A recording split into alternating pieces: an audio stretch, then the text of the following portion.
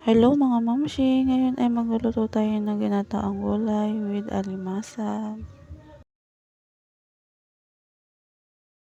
Magigisa lang tayo ng luya. Pag nga pala may luya niluluto ko, inuna ko igisa ang luya, bawang, at sibuyas. Ilagay na din ang alimasag. Halu-haluin lang.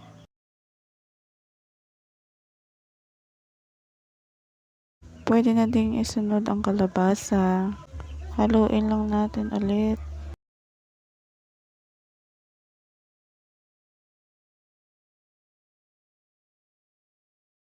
Ilagay na ang pangalawang piga ng gata. Kung wala kayong pangalawang piga, pwede na din tubig, isang baso. Pwede na ding ilagay ang sitaw. Dapat nga pala kanina pa yan, hinabol lang ng bili ang sitaw.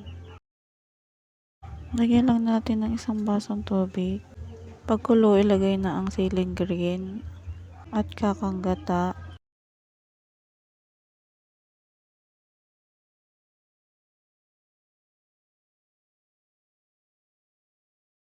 Lagyan na natin ng pampalasang seasoning granules. Pag kumulo, okay na. Tara po, kain po tayo.